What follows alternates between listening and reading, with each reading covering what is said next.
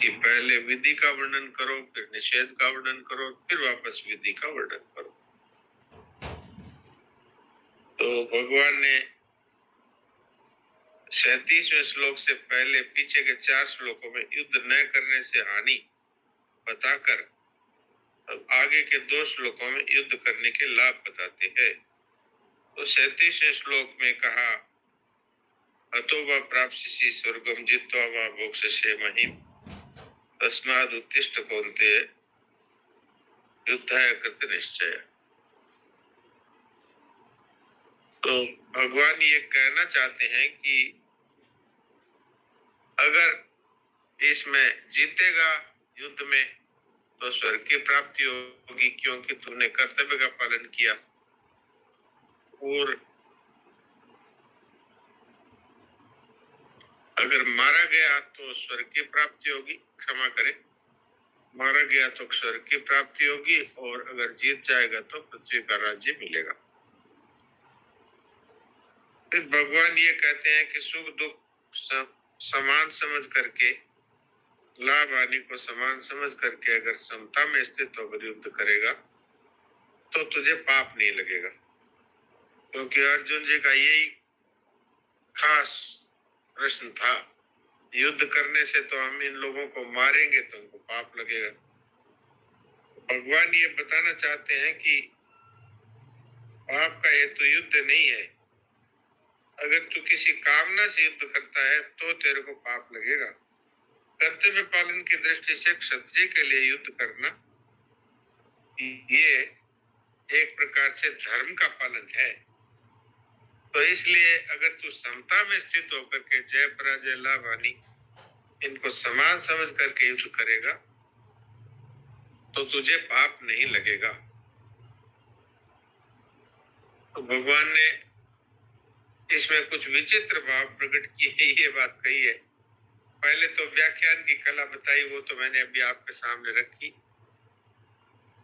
फिर दूसरी बात ये कही कि अर्जुन कहते हैं कि युद्ध करेंगे तो मार काट करना है, ये तो एक तरह से पाप का काम है।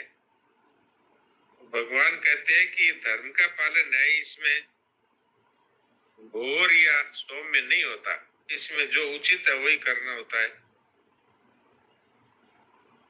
और ये बात बताई है कि अपना आग्रह रखने से कल्याण नहीं होता।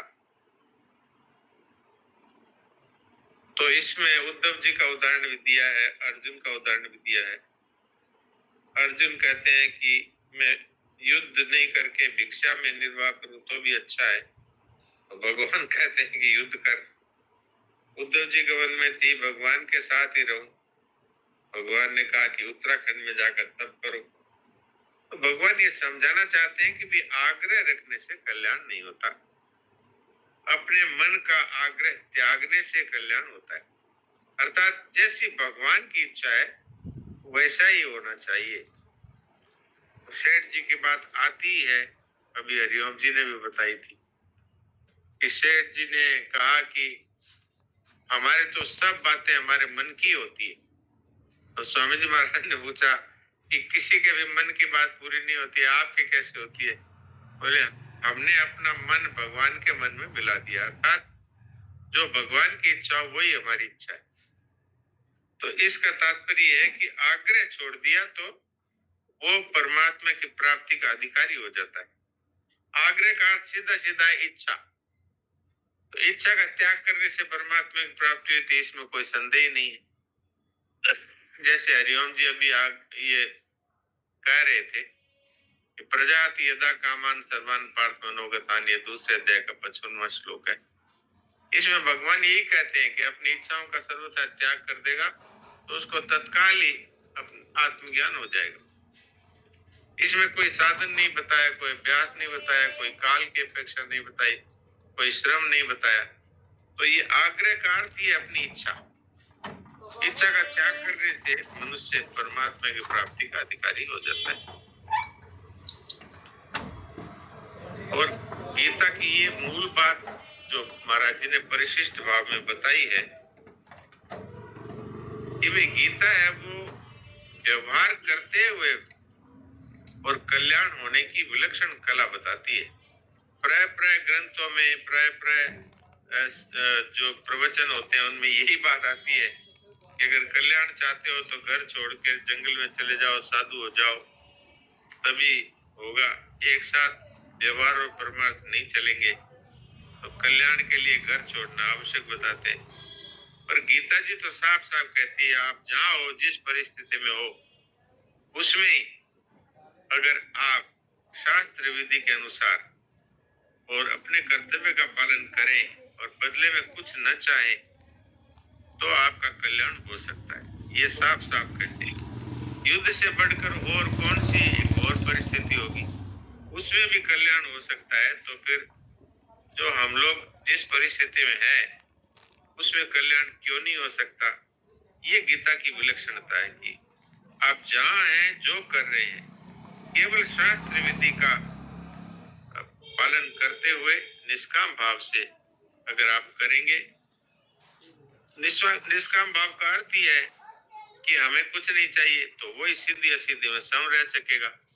जो कुछ भी चाहेगा वो सिद्धि असिद्धि में सम कैसे रहेगा? तो ये बात भगवान विशेषता से कहते हैं।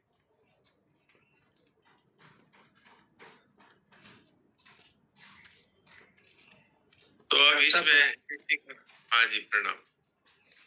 एक हमारी जिज्ञासा है, थोड़ा सा कई महीनों से इस पर हमको उत्तर नहीं मिल पाता है और आज ये फिर यहाँ आके मिला हुआ है।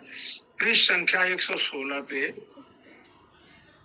अच्छा, पहला पैराग्राफ जो शुरू हो रहा है, सुख आता हुआ अच्छा लगता है और जाता हुआ बुरा लगता है।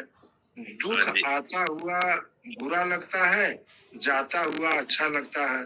अतः इसमें कौन अच्छा है और कौन बुरा, अर्थात दोनों ही समान है, बराबर है। मेरा ये कहना है कि गीता जी के